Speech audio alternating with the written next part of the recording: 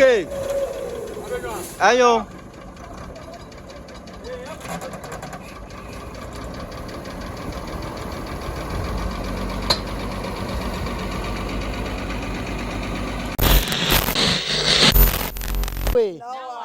Minamiawe.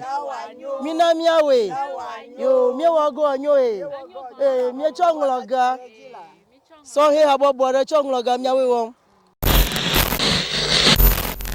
Mi dog bana hakata makawe gbadon minami we so he ocho angloga municipal owe gbadom nami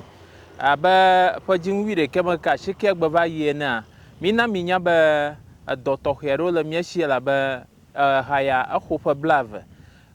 pa zon les hommes miele ala ba mi wo takpakpa gan va ye mi dang mana mi kuda haya nchi ba mi la klalo ba ma shame ka jiba ya kpada mianu mi adre fa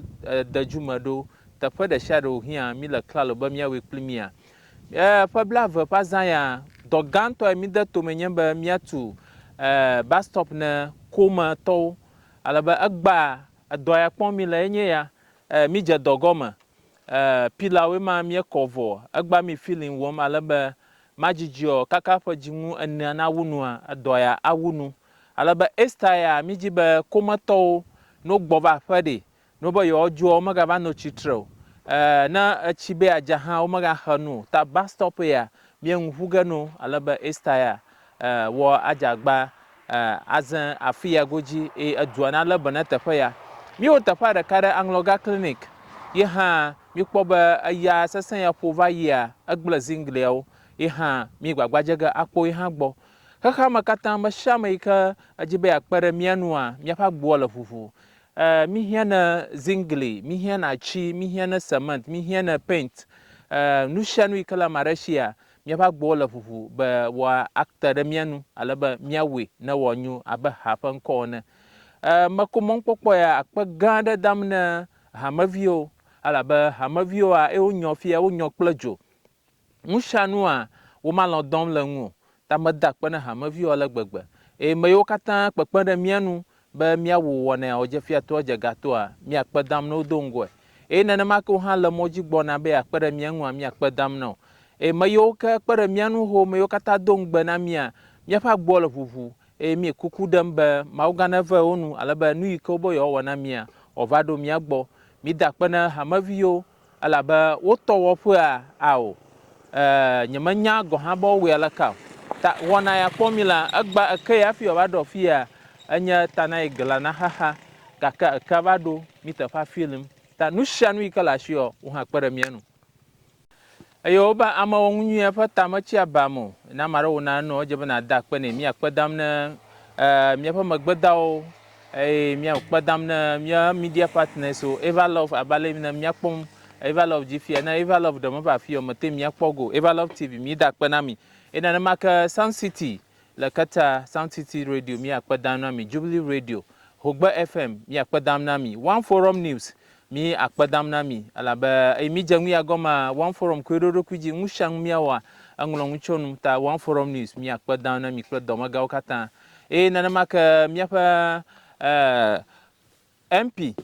boboto komisafe mi akpadam na da ko kparam yo na wana mita nana maka mi apa MC set yomafu mi akpadam na nyawa bogala fufu mashama ika atin awo da shada nami ika we ba bus stop ya miawunu la afa ya gbona afa jinwa nama alaba miapa esta duga mi la fa ya ma wazan afia goji ina maka miakpo angloga bus stop hangbo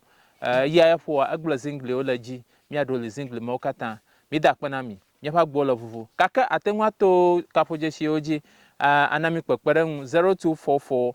876162 allo 0242 148283 0242 148283 allo 0244 876162 number wela nwaji aten adon shangu na kpo aten aduda mi fa na nana mo makono aten yo bia donc jiba minami we so he ocho angloga o we nyama yoka adoya won Mina miawe. Mina miawe. Yo, mi wago anyo mi chongloga.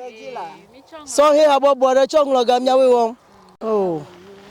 Na miawe anyo nya ha manya ha ma vira kare. Ale miawe anyo a. Ita ko nya ha ma lo domiro. Aba mi gblon ba. Yamo yo kakpere mi anche mi fa gbo la akpo na mi akpada. Akpa ko da mi le na mi.